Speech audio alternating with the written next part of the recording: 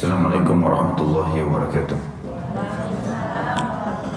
Alhamdulillah, tidak pernah berhenti lisan kita memuji Sang Pencipta Allah yang kita yakin Dia sedang melihat kita karena Dia Maha melihat, mendengar kita karena Dia Maha mendengar, dan Dia Maha mengetahui segala gerak-gerik kehidupan kita karena Dia memang Maha mengetahui. Dia satu-satunya pencipta, pemilik, penguasa semua yang di langit, semua yang di bumi, semua yang di kedalaman lautan, terjangkau atau tidak terjangkau oleh mata manusia. Dia Maha kuat, Maha adil, Maha bijaksana, dan tidak ada sekutu bersamanya dalam setiap kegiatannya. Dia dengan kemahasempurnaannya dan kemahamuliaannya telah memudahkan buat kita semua agar kebutuhan untuk roda kehidupan di muka bumi ini terpenuhi dengan memuji namanya Alhamdulillah. Maka selalulah saudaraku seiman menjadikan kalimat ini membasahi lidah dan bibir kita. Selanjutnya kita panjatkan salam hormat kita penuh dengan cinta dan rindu serta ketundukan kepada syariat yang dibawa oleh manusia terbaik, manusia yang telah disempurnakan jalur nasabnya, fisiknya dan ilmunya oleh Sang Pencipta Allah, manusia yang paling layak untuk menjadi suri tauladan, bahkan dijadikan ibadah oleh Sang Pencipta Allah. Menciplak hidup manusia terbaik ini, cara makannya, minumnya, berpakaian, rumah tangga, bersosial, berekonomi, berpolitik, semuanya ketentraman jiwa dan kesempurnaan. Karena kita akan mendapatkan solusi yang terbaik dari semua masalah di muka bumi ini, dan juga akan menang dari musuh-musuh, karena semua itu tergambarkan dalam sejarah hidup manusia terbaik ini. Sang Pencipta Allah juga memerintahkan kita mengucapkan salam hormat dan dibalas langsung 10 kali tambahan rahmat. Maka sangat wajar kalau kita selalu membacakan salawat dan taslim kepada Nabi besar Muhammad sallallahu wa ala alihi wa sahbihi wasallam. Pertemuan kita pada siang ini semoga Allah berkahi Bapak Ibu sekalian, meraih cinta Allah tentunya dengan memakmurkan masjid. Kalau kita berbicara masalah cinta, maka inti daripada cinta pengorbanan dan pengabdian. Kalau seseorang berani mengucapkan kepada orang lain, aku mencintaimu, maka berarti aku siap berkorban dan mengabdi untukmu. Itu makna cinta yang sebenarnya. Jadi bukan hanya sekedar ucapan lisan.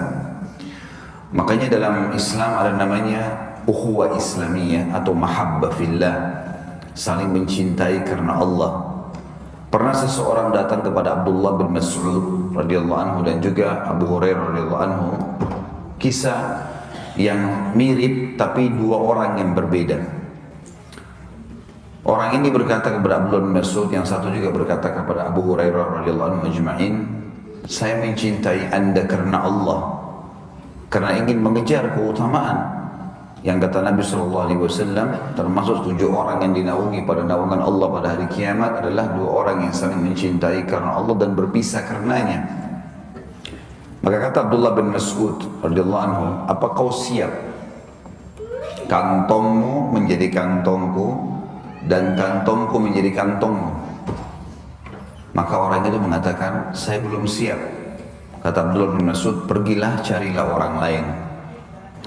Makna yang ingin disampaikan kepada kita oleh Abdullah bin Mas'ud, kalau memang cinta, berkorban. Banyak orang subhanallah dalam rumah tangga bisa mengucapkan cinta pada suaminya, pada istrinya, tapi dia tidak mau berkorban. Tidak ada pengorbanan yang diberikan, tidak ada pengabdian. Maka kosong, tidak ada cinta di situ. Kapan pasangannya sakit, kapan pasangannya tua, kapan pasangannya bangkrut, kapan pasangannya salah, udah ditinggalin. Ini kosong dari cinta. Sementara memang cinta itu kebahagiaan, ketentraman jiwa, tapi harus difahami definisinya. Jadi kalau Bapak Ibu membahasakan saya mencintai Allah, tentu kita bertanya lagi, kalau orang belum paham dari definisi itu, bagaimana caranya saya cinta Allah, Allah nggak kelihatan? Maka jawabannya adalah mengabdi. Ya, makanya Allah Subhanahu wa taala mengatakan dalam surah Az-Zariyat ayat 56, a'udzubillahi minasyaitonir rajim, wa ma khalaqtul jinna wal insa illa liya'budun. Aku tidak ciptakan jin dan manusia kecuali untuk mengabdi kepadaku. Itu makna daripada cinta, ya, yang harus difahami. Baik, Allah Subhanahu wa taala adalah satu-satunya pencipta langit dan bumi, dan memang kita harus bisa meraih cintanya.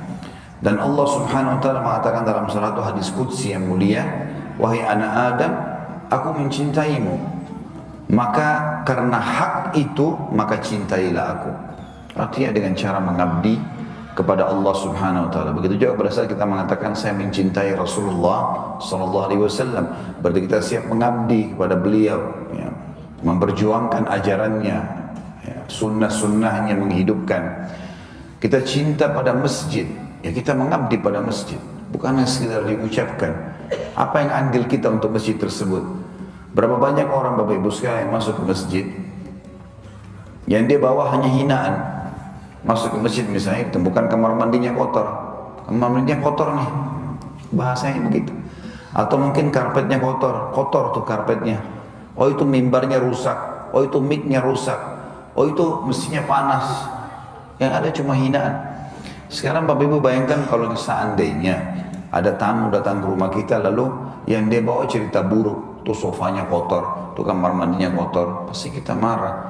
Bagaimana dengan menghina rumahnya Allah? Allah Subhanahu wa taala seringkali memudahkan kita mampir ke sebuah masjid Bapak Ibu sekalian yang merupakan salah satu dari rumah-rumahnya yang mungkin punya banyak kekurangan secara fisik. Bukan untuk kita hina, tapi kita harus bertanya, apa andil saya di situ? Kalau kita temukan karpetnya kotor, cuci karpet itu. Mengabdilah buat masjid, gantiin karpet baru. Kalau masjid itu panas, pasangin AC-nya. Kalau kamar mandinya ada yang rusak, ganti keramiknya, ganti kerannya. Itu baru namanya cinta.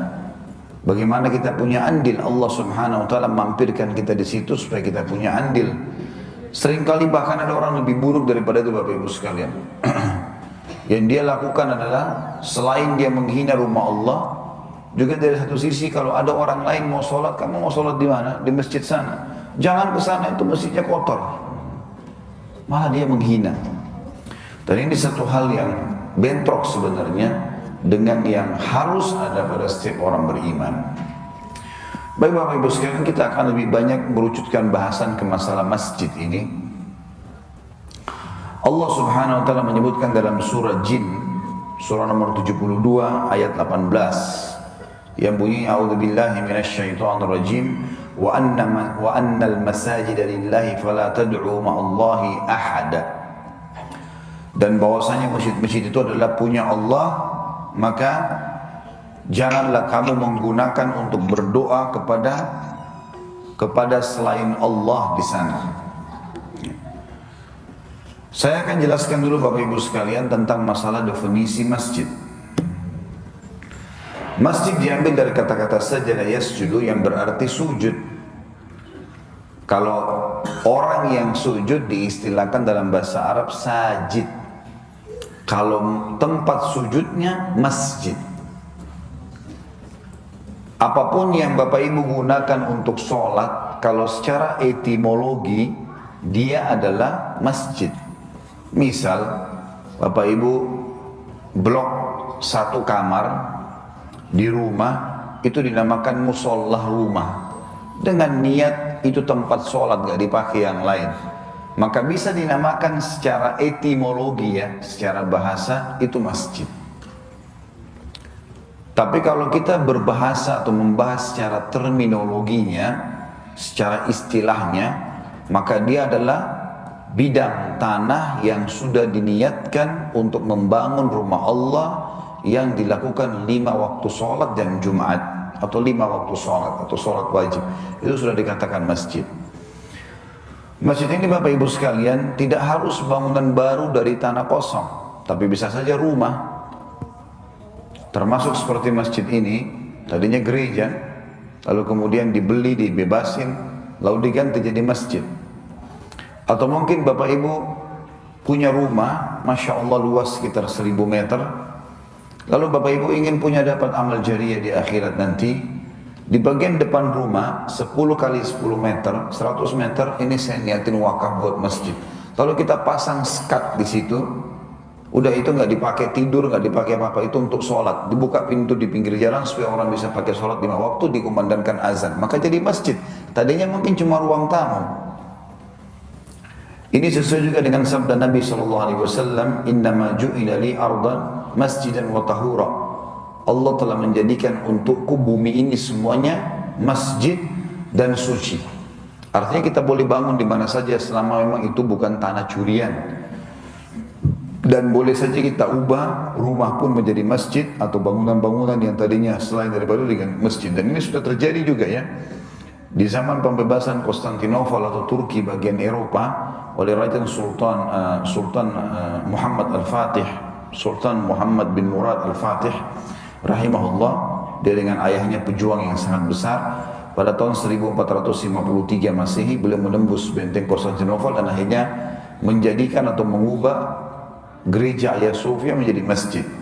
Tinggal diturunkan simbol-simbol salibnya kemudian menjadi masjidlah dia. Jadi itu secara bahasa ya, memahami masalah masjid. Dan Bapak Ibu sekalian, membangun dan mengurus masjid ini adalah sebuah keutamaan dalam Islam dan sangat dianjurkan tentunya, sangat dianjurkan dan memiliki keutamaan yang sangat besar. Bapak Ibu sekalian, kalau mau termotivasi untuk mengerjakan sebuah ibadah dalam agama Islam ataupun meninggalkan kesalahan, maka ada kata kunci atau ada rahasianya.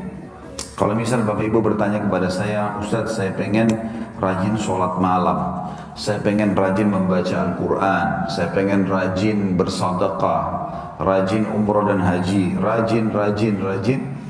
Bagaimana caranya? Maka jawaban saya satu, Bapak Ibu cari al-wa'ad. Apa itu al-wa'ad? Dalam ilmu hadis dijelaskan dengan al-wa'ad wal-wa'id. Al-wa'ad artinya janji positif Allah di ibadah yang sedang dijanjikan. Jadi memang Allah dengan kemahasempurnanya Bapak Ibu sekalian tidak akan pernah menyuruh kita berbuat sebuah ibadah lalu tidak dibalas. Ibaratnya kita kerja di kantor, nggak mungkin nggak dapat gaji, nggak dapat bonus, tuh nggak mungkin sama Allah.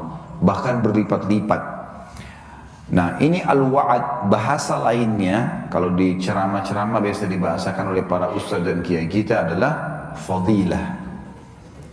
Makanya kita temukan di buku-buku hadis ada fadilah sholat malam, fadilah sholat duha, fadilah sedekah, fadilah bakti sama orang tua. Ini namanya al-wa'ad, janji positif Allah.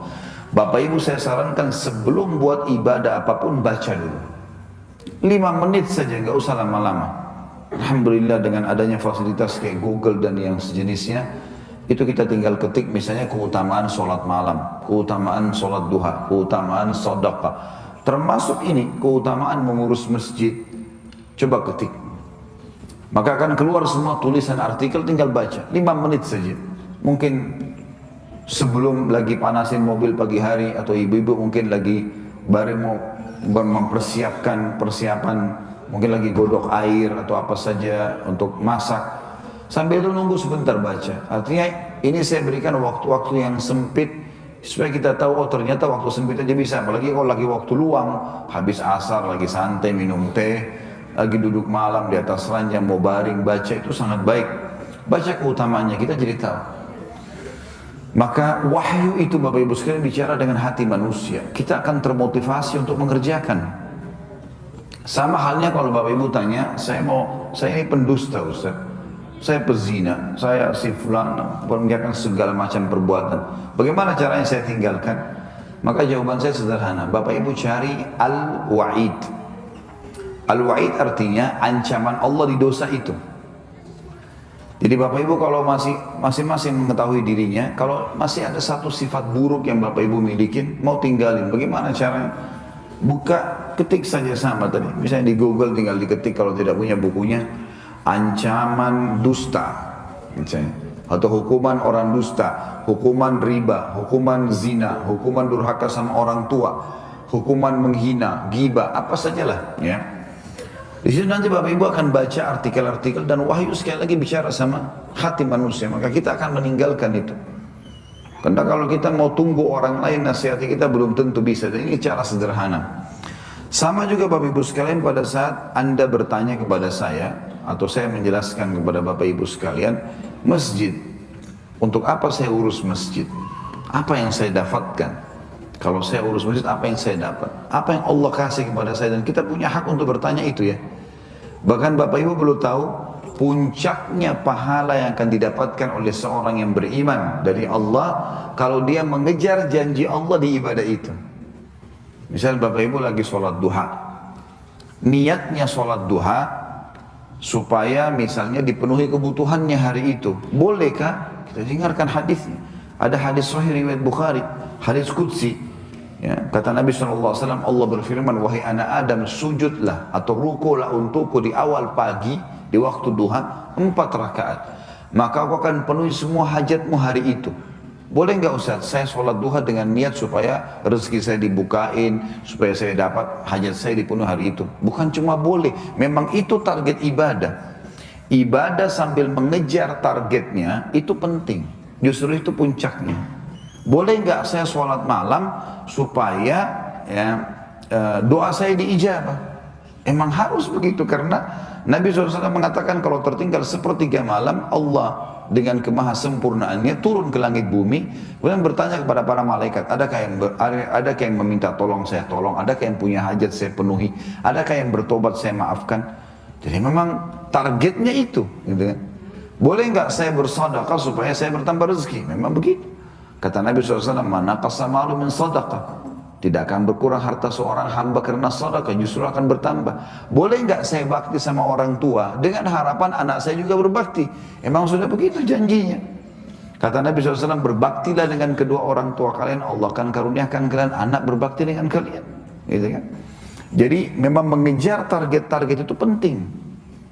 Sehingga kita bisa maksimal dalam melakukan ibadah-ibadah tersebut. Ya, sebagaimana juga tadi, saya takut dihukum sama Allah karena saya takut masuk neraka. Ini sekaligus juga kita tekankan teman-teman sekalian. Saya pernah dengar ada lantunan syair dikumandangkan sering di masyarakat kita. Jangan kamu sembah Allah karena ada surga, dan jangan kamu takut sama Allah karena ada neraka. Bagaimana bisa ini? Saya sulit memahami itu. Karena untuk mengejar surga memang harus ada motivasinya. Allah yang suruh kita untuk itu. Kalau kita mengejar apa yang Allah janjikan, berarti kita patuh padanya. Kalau kita takut pada Allah dengan ancaman yang Allah ancamkan, maka itu juga takut kepada Allah. Contoh misalnya, surah Al-Imran, surah nomor 3, 133, Allah berfirman, A'udzu billahi minasyaitonir rajim, wasari'u ila magfiratin min rabbikum wa jannatin arduha as-samawati wal ardu uiddat lil muttaqin. Berlumba-lumbalah kalian, bersegeralah kalian kepada pengampunan Tuhan kalian. Kalau pernah buat salah, segera taubat, minta maaf. Dan kejarlah surga. Ada kalimat, kejarlah surga. Yang luasnya seluas langit dan bumi, yang dijanjikan hanya untuk orang-orang yang bertakwa. Berarti kita diperintahkan di sini. Kalau kita sholat, kita puasa, kita bakti sama orang tua dengan niat akan masuk surga, bolehkah? Bukan cuma boleh, memang begitu anjurannya. Memang kita kerjakan itu supaya kita mendapatkan yang terbaik di surga. Begitu pula dengan ancaman neraka. Allah memang suruh kita takut sama neraka. Dalam surah At-Tahrim, surah nomor 66 ayat 6, Allah berfirman, A'udzu billahi minasyaitonir rajim. Ya ayyuhalladzina amanu qu anfusakum wa ahlikum nara wa quduha an-nas wal hijara 'alaiha malaikatun ghiladun shidadun la ya'sunallaha ma amara wa yaf'aluna ma yu'marun. Hai orang beriman, takutlah kalian. Selamatkan diri kalian dari api neraka. Selamatkan diri kalian dan keluarga kalian, istri anak kalian juga diajak semuanya dari api neraka yang bahan bakarnya dari manusia dan batu. Yang bahan bakarnya dari manusia dan batu. Dan dijaga oleh malaikat yang kasar, keras. Nggak ada sogokan, nggak ada toleransi, nggak ada negosiasi. Potong-potong, bakar-bakar, neraka nggak ada main-main. Dijaga oleh malaikat-malaikat yang keras, yang kasar, tidak pernah melanggar apa yang Allah perintahkan dan selalu mengerjakan apa yang Allah titahkan. Berarti kita disuruh takut sama neraka memang. Takut pada neraka berarti kita takut pada Allah. Mengejar surga berarti kita mengejar rahmatnya Allah. Harus difahami. Ya. supaya tidak bingung. Jadi Bapak Ibu harus mengejar yang maksimal dari sisi ibadah ini dengan mengetahui janjinya Allah dan meninggalkan juga dosa, tahu ada ancaman di situ, dan itu bagian daripada keimanan kepada Allah Subhanahu wa taala. Bapak Ibu sekalian, kita akan mulai dulu dengan fungsi masjid. Masjid memiliki banyak fungsi. Yang pertama adalah tempat untuk ibadah. Dan ibadah definisinya semua niat, semua perkataan, semua perbuatan yang diperintahkan dan dicintai oleh Allah. Fahami definisi itu. Itu namanya ibadah. Semua niat, semua perkataan, semua perbuatan yang diperintahkan dan dicintai oleh Allah. Walaupun kita niat baik, maka dapat pahalanya. Ya. Kita ucapkan dapat pahala, kerjakan dengan anggota tubuh yang lain dapat pahala. Baik itu sholat 5 waktu, Jumat, zikir, membaca Al-Quran, berdoa, ya, majlis ilmu seperti ini, ya. Menyambut tamu. Karena Nabi SAW melakukan itu, menyambut para kaum Yahudi yang ingin belajar dan menyampaikan Islam di masjid beliau SAW. Dan saya pernah dengar di sini juga, saya diceritakan oleh Pak Firdaus kemarin ada orang-orang Yahudi kalau tidak salah ya, sempat belajar kalau salah sini datang menanyakan beberapa pertanyaan. Kemudian juga pengumpulan zakat dan sedekah sebagaimana Nabi SAW melakukan itu. Setiap kali ada jihad, ada orang-orang miskin yang butuh dibantu, maka Nabi SAW habis sholat atau datang ke masjid lalu menyuruh muslimin kumpul lalu mengatakan bersedekahlah. Lalu beliau letakkan surbannya, beliau letakkan jubahnya untuk mengumpulkan sedekah. Jadi masjid itu fungsinya banyak. Semua jenis ibadah. Ini perlu difahami Bapak Ibu sekalian karena banyak orang tidak faham ini. Dia anggap masjid hanya untuk sholat. Selain sholat dikunci. Padahal sebenarnya banyak sekali fungsinya. Gitu kan? Fungsinya cukup banyak. Bahkan termasuk di dalamnya adalah mengikat diri untuk ibadah kepada Allah yang dikenal dengan i'tikaf. Ya. Mengikat diri, tidur di masjid. Hanya untuk Allah Subhanahu wa taala. Apalagi di 10 akhir Ramadan. Tentu iktikaf boleh di waktu lain ya. Tidak harus di Ramadan saja, tapi Ramadan memang anjuran yang sangat ditekankan karena ada Lailatul Qadar. Disebutkan di dalam surah Al-Baqarah, surah nomor 2 ayat 114. A'udzu billahi minasyaitonir rajim. Wa man adlamu mimman mana'a masajidallahi an yudhkara ismuhu wa sa'a fi kharabiha ulaika ma kana lahum an yadkhuluha illa khaifin lahum fid dunya khizyun wa lahum fil akhirati 'adzabun 'adzim. Tidak ada orang yang lebih zalim. Makna zalim adalah orang yang akan kena hukuman berat. Melebihi orang-orang yang telah menahan masjid-masjid Allah untuk disebut di dalamnya nama-nama Allah. Dalamnya masuk sholat, zakat, puasa, apa saja yang sifatnya mengingat Allah atau menjalankan perintah namanya mengingat Allah. Dan dia berusaha untuk merusaknya. Ada orang-orang begitu, menjelek-jelekkan, merusak, ya, mengganggu. Maka mereka tidak akan pernah masuk ke dalam masjid kecuali dalam keadaan takut, kata Allah. Allah tanamkan rasa takut dalam hatinya. Dan mereka pasti akan mendapatkan kehinaan di dunia dan juga akan mendapatkan siksa yang pedih di akhirat nanti. Saksi bahasan kita Bapak Ibu sekalian adalah ayyudhkar ismuhu. Dizikir atau digunakan masjid untuk zikir. Sebagaimana juga tadi sudah kita sebutkan ayat yang pertama surah Jin, surah nomor 72 ayat 18. A'udzu billahi minasyaitonir rajim wa anna masajida lillahi fala tad'u ma'allahi ahada. Dan masjid-masjid adalah milik Allah, maka jangan pernah kamu sembah ya atau memohon selain Allah di dalamnya. Yang kedua, masjid juga berfungsi sebagai syiar Islam dan juga syiar iman. Jadi dia menjadi simbol ya, orang-orang untuk mengenal keimanan dan keislaman. Artinya kalau Bapak Ibu sering ke masjid, Bapak Ibu pasti akan merasakan tambahan iman. Ya mudah-mudahan juga termasuk diantaranya pada saat kita kumpul seperti ini. Disebutkan dalam surah At-Taubah, surah nomor 9 ayat 18, Allah berfirman, A'udzu billahi minasyaitonir rajim. Innama ya'muru masajidallahi man amana billahi wal yawmil akhir wa aqama as-salata wa ata az-zakata wa lam yakhsha illa Allah. Fa'asa ulaika an yakuna minal muhtadin. Sesungguhnya yang akan sibuk mengurus masjidnya Allah, mengurus masjid-masjid Allah, dan ini amal yang paling mulia Bapak Ibu sekalian. Dan ini berita gembira bagi teman-teman yang menjadi pengurus masjid di sini. Dan saya berharap teman-teman yang lain yang belum tahu usahakan terlibat.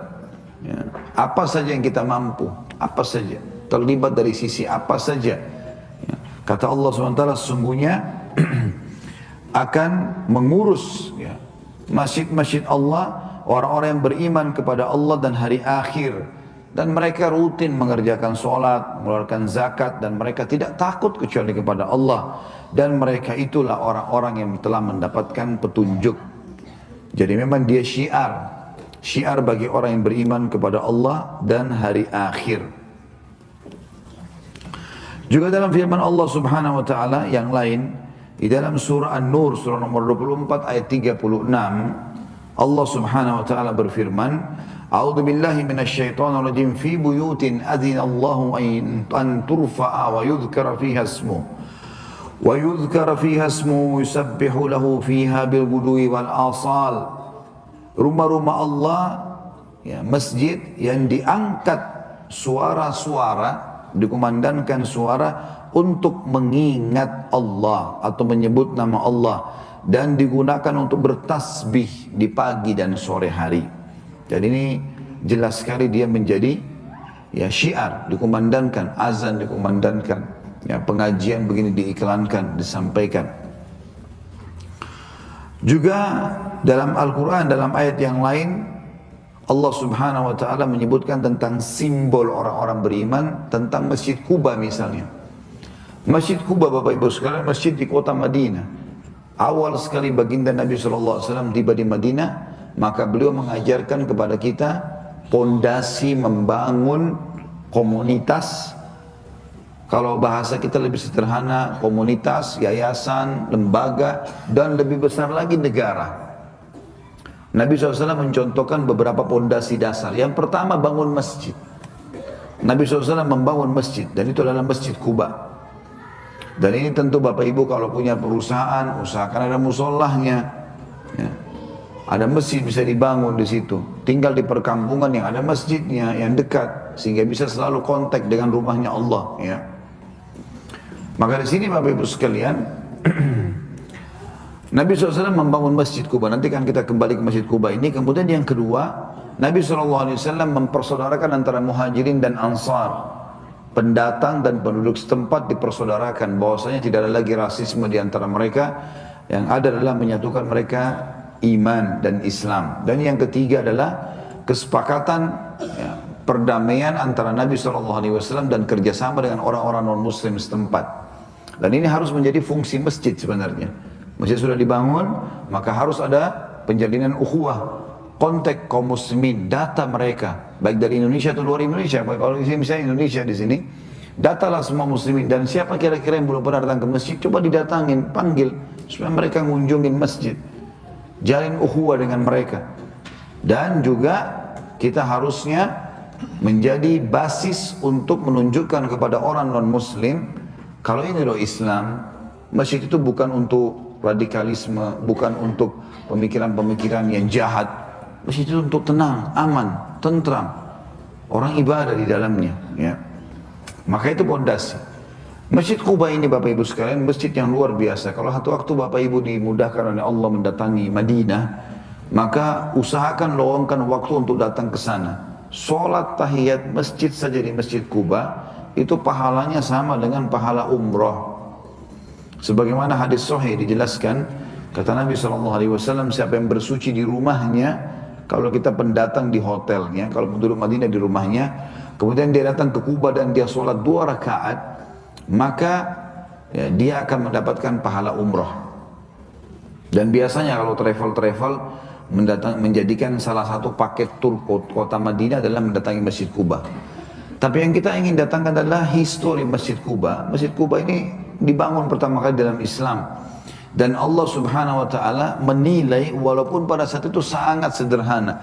Masih dari tanah liat dan batu-batu, bongkahan-bongkahan batu yang ditemukan oleh para sahabat.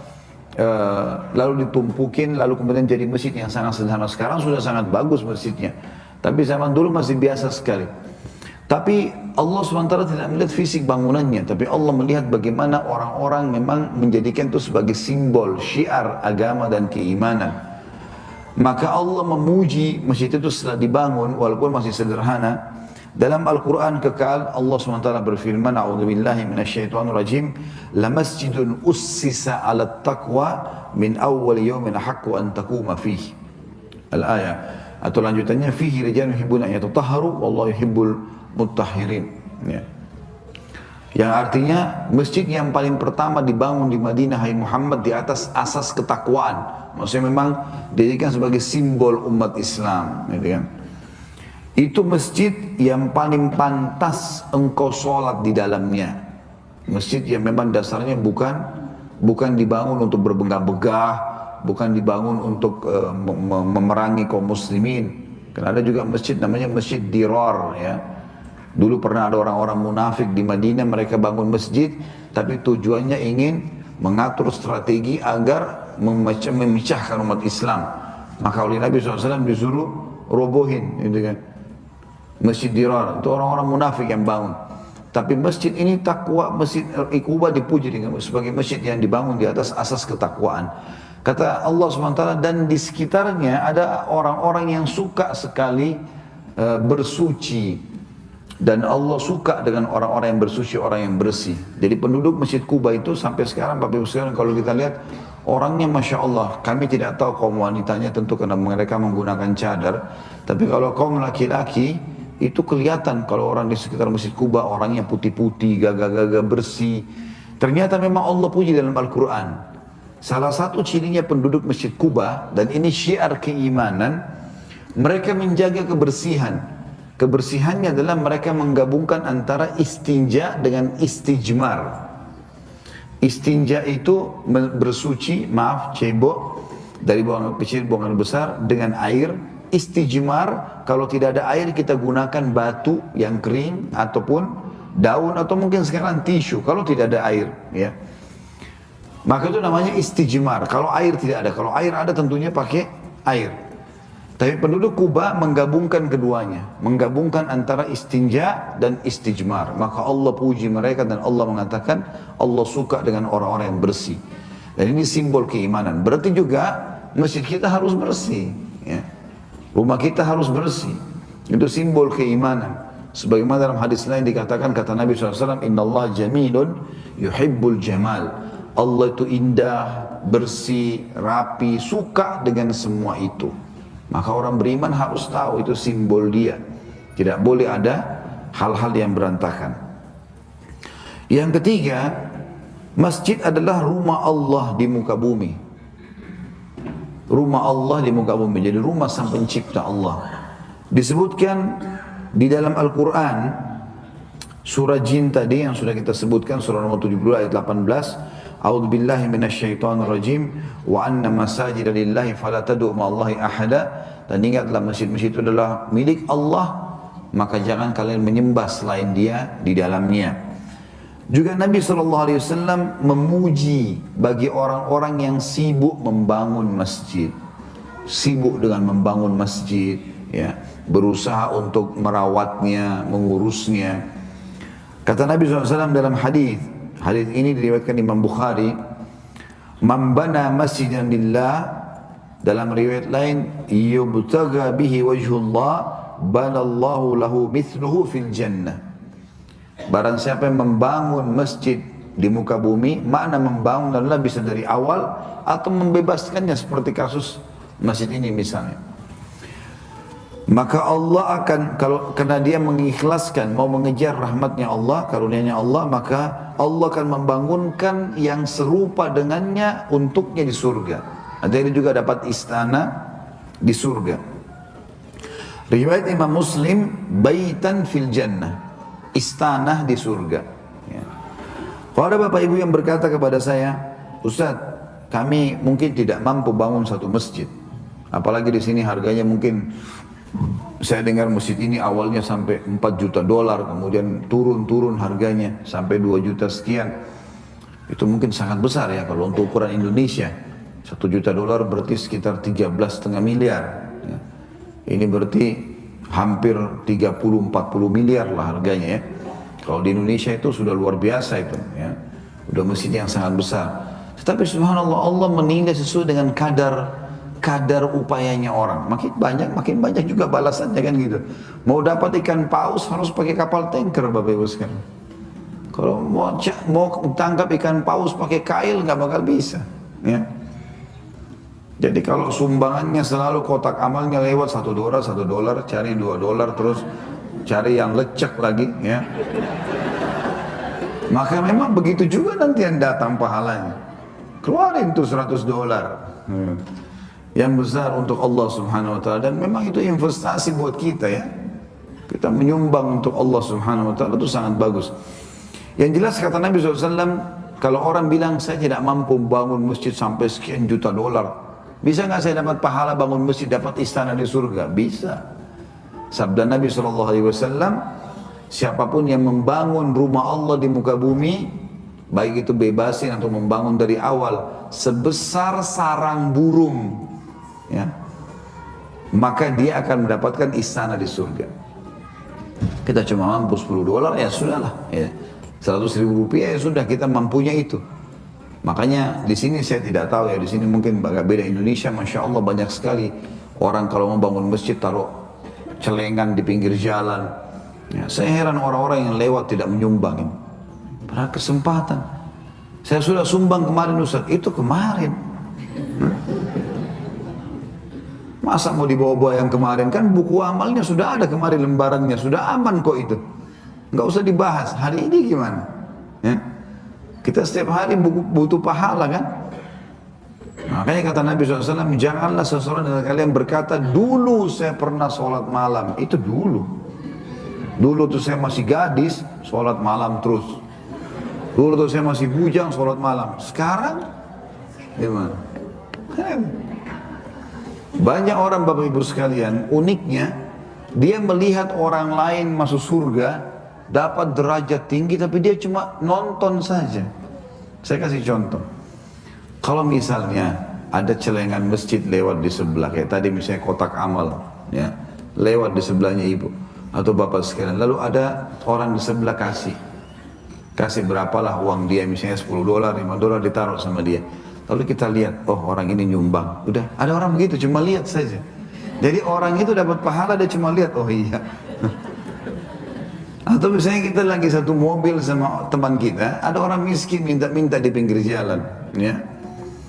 Kemudian teman kita buka jendela kasih duit. Umumnya kira-kira kalau bapak ibu duduk di sebelahnya, kasih nggak? Kalau teman kita sudah kasih, saya butuh kejujuran. Umumnya orang tidak kasih, karena dia pikir temannya sudah kasih kan.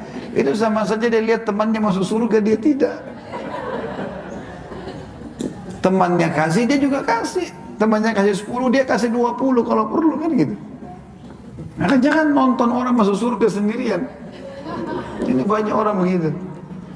Dia lihat kotoran di lantai masjid, tunggu orang lain angkat. Kenapa? Ini kesempatan kita yang lakukan. Kenapa harus menunggu orang lain? Maka harusnya difahami Bapak Ibu sekalian seperti ini ya. Dan ini sekaligus juga saya titik beratkan. Subhanallah, saya kemarin di LA ada kami jalan sama teman-teman panitia. Rupanya banyak orang miskin, orang non muslim di pinggir jalan ya. Ya, homeless ya namanya di sini. Baik. Terus saya sempat bilang sama teman-teman panitia, ini kasih aja. Ini kenapa? Orang miskin minta-minta, kasih. Oh ini kan orang non muslim. Walaupun non muslim, Islam gak pernah larang kita menyumbang untuk orang non muslim loh. Jangan salah. Sedekah itu kita akan tetap dapatkan pahalanya walaupun untuk orang kafir. Keliru kalau bapak ibu bilang oh hanya untuk orang muslim. Tidak. Yang bapak ibu tidak boleh lakukan adalah menyumbang untuk tempat ibadah mereka. Itu yang gak boleh. Kalau lagi minta sumbangan bangun gereja, jangan bantu. atau mungkin acara ritual, acara Natalan, jangan ikut-ikutan. Tapi kalau kasih makanan, kasih baju, kasih uang lagi minta, kasih. Kalau perlu luangkan waktu ngobrol sebentar, siapa tahu dia syahadat dalam 10 menit. Dari mana kita tahu kan gitu? Tawarkan Islam, nanti baru di follow up. Yang penting sekarang dia syahadat dulu. 1 menit kemudian mati kan masuk surga dia kalau sudah syahadat. Nah itu kan ada riwayat Bukhari. Pernah Nabi SAW datangi rumah orang Yahudi. Yang orang Yahudi ini anak muda, masih di bawah 20 tahun, lagi sakit keras. Nabi SAW dengar dia sakit keras, karena Nabi tahu orang tuanya membuka pintu, maka Nabi SAW datang. Begitu duduk, yang paling pertama Nabi tawarkan, hai anak muda, ucapkan syahadat. Asyhadu an la ilaha illallah Muhammadur Rasulullah. Kau akan selamat. Anak muda itu lagi sakit, lihat matanya ke arah ayahnya. Ayahnya bilang, ati Abul Qasim. Ikuti ayahnya Qasim, maksudnya Nabi Muhammad SAW. Anak itu syahadat dipandu. Asyhadu an la ilaha illallah wa Muhammadur Rasulullah. Nabi SAW sudah selesai, berdiri. Pas mau keluar, keluarganya nangis. Meninggal anak itu. Kata Nabi SAW, Alhamdulillah yang telah menyelamatkan dia dari api neraka. Syahadat. Jadi kalau orang mau syahadat, jangan dikasih dulu Quran 30 juz, ini pelajari ya. Atau kasih dulu buku. Syahadat dulu. Sudah tahu Islam belum? Belum. Islam itu begini-begini. Closingnya langsung. Mau masuk Islam enggak? Enggak usah ragu, nanya langsung.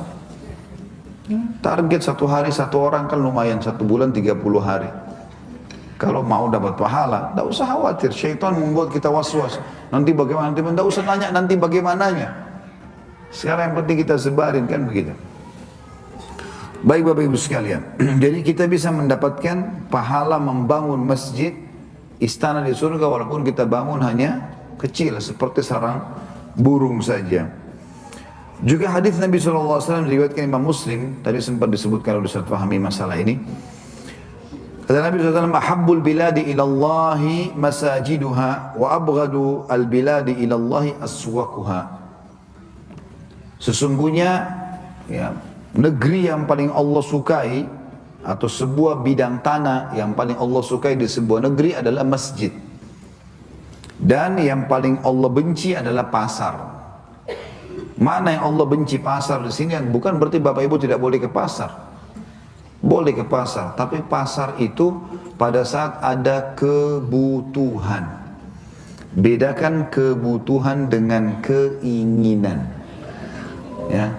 Kalau kita mau ikuti keinginan tidak habis-habis.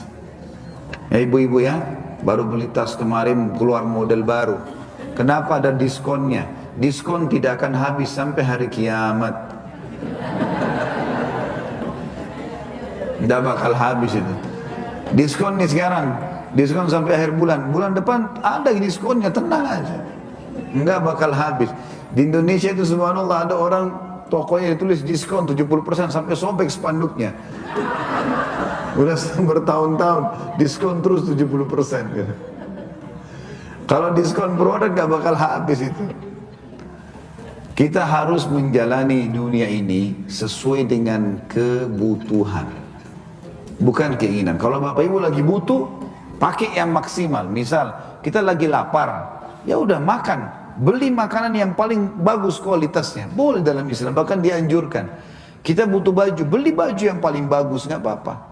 Tapi kebutuhan. Kalau bukan kebutuhan akan numpuk di gudang nanti. Nggak ada gunanya.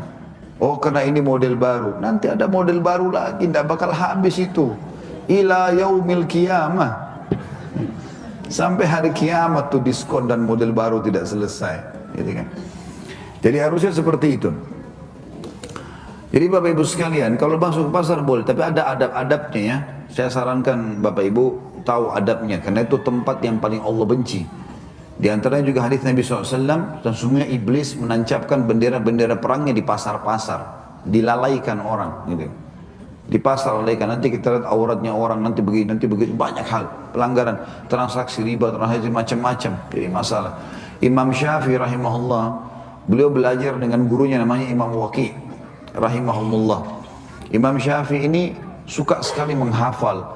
Kebetulan rumahnya beliau dengan rumahnya Imam Waqi' itu lewatin pasar. Maka Imam Syafi'i selalu lewat tiap hari. Beliau heran setiap kali Imam Waqi kasih materi, ini hafal nih Syafi'i, dihafal lupa lagi. Maka satu waktu dia mengeluh sama gurunya, ke Imam Waqi, kenapa saya selalu lupa hafalan? Maka Imam Waqi ajarin dia. Ajarannya penting sekali di sini, ya. Dalam Imam Syafi'i menyebutkan dalam pepatah bahasa Arab, beliau mengatakan syakautu ila Waqi'i su'a hifdhi. Aku mengeluhkan kepada Imam Waqi tentang buruknya hafalanku. Selalu buruk, hafal lupa, hafal lupa. Fa arsyadani ila tarkil ma'asi. Maka dia menyuruh aku meninggalkan dosa-dosa. Wa akhbarani bi anna ilma nurun, dan dia memberitahukan aku bahwasanya ilmu itu adalah cahaya. Wa nurullahi la yu'ta li asi, dan cahayanya Allah tidak akan dikasih kepada orang yang bermaksiat. Imam Syafi'i berpikir, apa dosa saya ini? Masih kecil waktu itu. Dia cari muhasabah apa dosanya. Ternyata dia inisiatifnya Imam Syafi'i sendiri. Dia tadinya jalan dari rumahnya ke rumah Imam Waqi lewati pasar. Sekarang dia sudah coba semua cara, tidak ada nih, tidak ada salahnya. Dia coba sekarang lewat belakang pasar. Dia nggak lewat depannya pasar.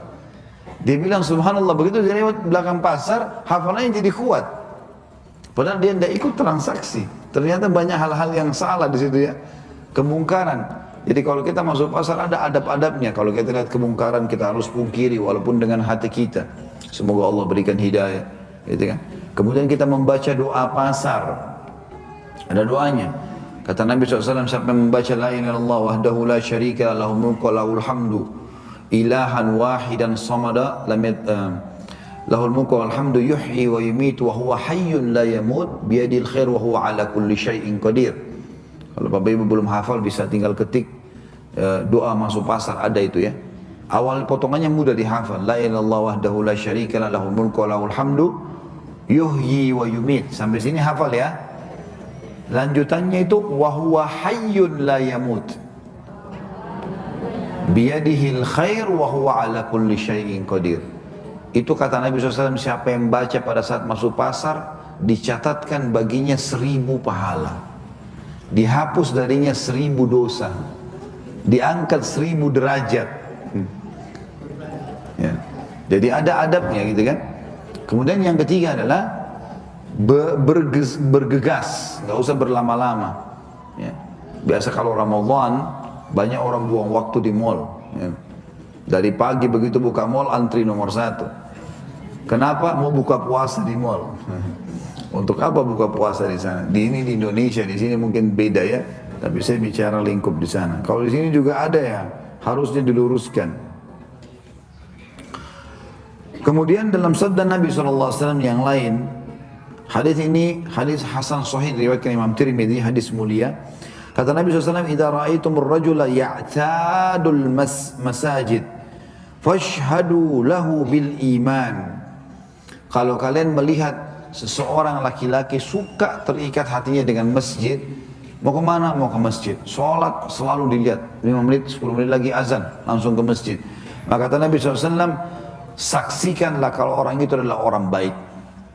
Itu tolak ukurnya. Kalau sholat, peduli dengan masjid, berarti orang baik. Terima dia sebagai pegawai, terima lamarannya, bersahabatlah dengan dia, itu maknanya. Semuanya itu masuk di dalamnya. Qala Allah Azza wa Jalla, jazakallah khair. Kata Nabi SAW, karena Allah yang maha suci dan maha mulia telah berfirman, innama ya'muru masajidallahi man amana billahi wal yawmil akhir.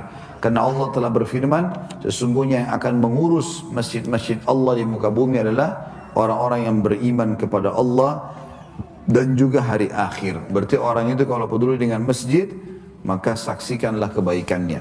Dan Bapak Ibu juga kalau mau cari orang yang baik, di masjid tempatnya. Ya, mau cari jodoh yang baik, di masjid tempatnya. Jangan cari orang yang tidak di masjid. Ibu-ibu umumnya fitrahnya subhanallah rata-rata yang berkeluh kesah dengan saya kalau masalah rumah tangga, Ustaz saya pengen punya suami imam, imami saya sholat, pandu saya agama, tapi dia dari awal carinya bukan di masjid, carinya di pasar. Maka dia memang ahli pasar itu.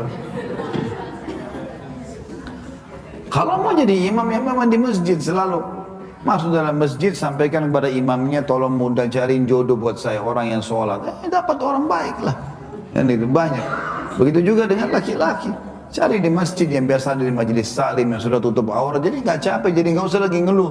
Ustaz, saya pengen istri saya tutup aurat. Ya, tapi saya sudah nasihatin tidak mau. Ya, memang awalnya dari awal ambil di pasar, jadi susah. Jadi harusnya difahami masalah itu. Baik, kita masuk Bapak Ibu sekalian ke itu tadi fungsi-fungsi masjid ya. Kita masuk sekarang ke masalah tugas kita sebagai setiap muslim dalam memakmurkan masjid. Ya, tugas kita. Yang pertama membangun, merenovasi dan merawat. Ini tadi sudah saya singgung sedikit tapi saya kuatkan lagi dengan dalil yang lain. Di antaranya hadis tadi yang saya sebutkan riwayat Ibnu Majah dan Baihaqi dengan sanad sahih.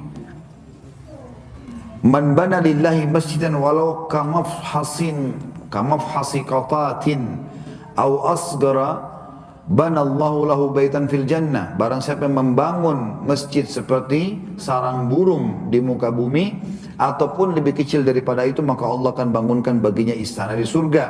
Ya. Tetapi yang perlu digarisbawahi, ya, tidak boleh seseorang membangun masjid untuk berbangga-bangga atau riya. Mungkin karena keluarganya ada yang sama kayanya dengan dia, kemudian dia keluarganya ini setiap buat apa selalu dilakukan, maka dia ikut-ikutan. Subhanallah, kami pernah punya keluarga seperti itu ya. Saya saksikan sendiri, karena kekayaan yang melimpah, maka seperti dua keluarga ini bersaing. Kalau yang sana baru beli mobil hari ini, mobil merek apa, besok dibeli juga sama yang satu. Jadi kayak bersaing, kalau ini membantu keluarga sekian, yang ini juga ikut bantu sekian. Tapi ini karena persaingan, ya, karena persaingan ini tidak boleh, ini riya. Untuk apa? Riya itu dosa besar, Bapak Ibu sekalian, dan tidak diterima amalnya. Untuk apa? Setengah mati. Bapak Ibu yang masih suka dengan riya ini, ada tips yang sederhana kalau mau riya, walaupun tidak boleh kan gitu. Kalau Bapak Ibu sholat malam, tahajud, sudah bagus ibadahnya. Kemudian syaitan bisikin besok pada saat ketemu di masjid, ketemu di pasar, ketemu di kantor sama teman-teman, dibisikin syaitan, tuh teman-temanmu nggak tahu kalau kau sholat malam tadi malam. Mulai dia bertanya, kamu tadi malam tahajud nggak? Bahkan kadang-kadang belum temannya jawab, dia sudah jawab duluan, saya tahajud. Nggak ada angin, nggak ada apa cerita. Gitu. Kalau orang mau riya ini ada tipsnya gampang. Bapak Ibu kalau target mau cerita sama seseorang sholat malamnya, sayang tengah malam Allah turun ke langit bumi, doanya diijabah. Maka saran saya sederhana, kalau mau riya sama siapa jadi targetnya nih? Oh bapak fulan atau ibu fulan atau keluarga fulan. Malam-malam jam 2 malam ketuk pintunya, baru pasang sejadah depan pintu rumahnya. Saya mau tahajud, liatin nih. Kan selesai. Daripada sholat setengah mati semalam suntuk terus besok pagi baru sampaikan, sayang sekali. Jadi jangan lihat Bapak Ibu sekalian, sayang. Apa yang Bapak Ibu kejar? Pujian orang? Pujian orang Bapak Ibu sekalian, dan juga cacian orang hanya sepanjang lidahnya. Kamu hebat ya, kamu alim ya, kamu ini ya. Terus dapat apa? Kira-kira kalau kita dipuji, kenyang perutnya? Hah? Nah, tambah pintar kah kita? Tambah gagah kah? Tambah cantik kah? Tidak sama sekali. Bahkan merusak itu kan.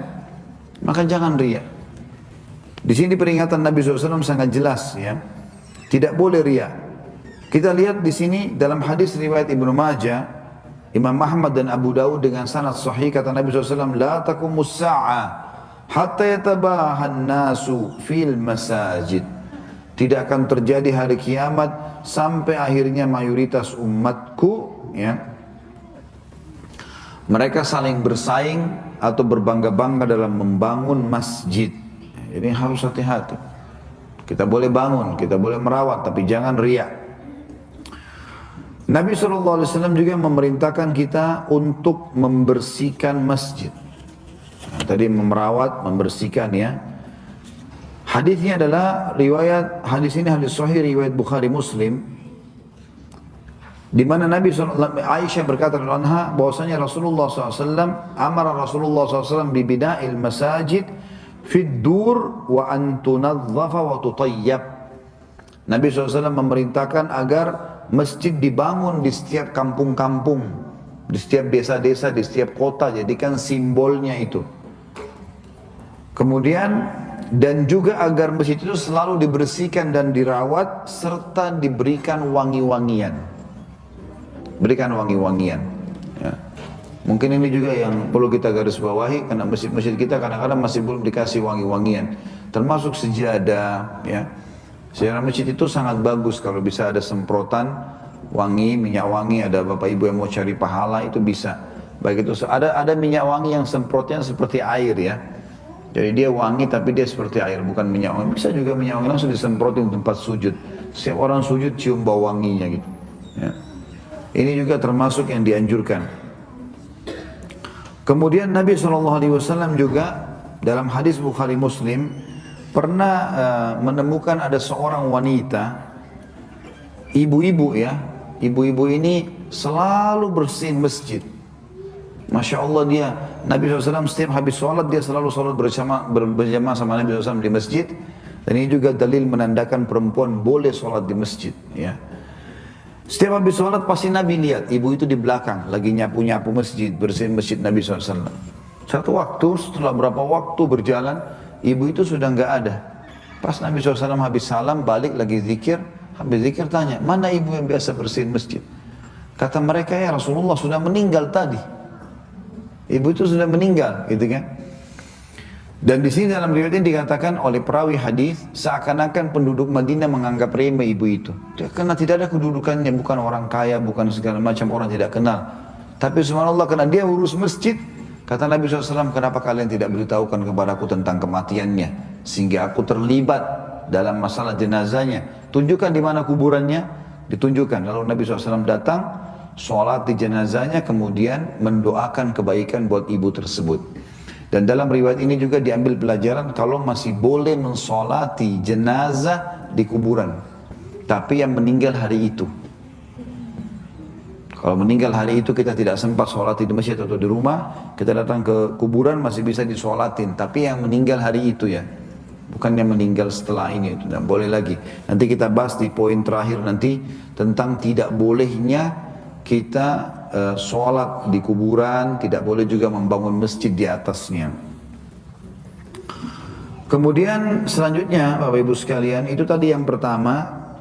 Tentang tugas kita sebagai seorang muslim membangun, merawat, membersihkan masjid. Kemudian yang kedua adalah beribadah di dalamnya.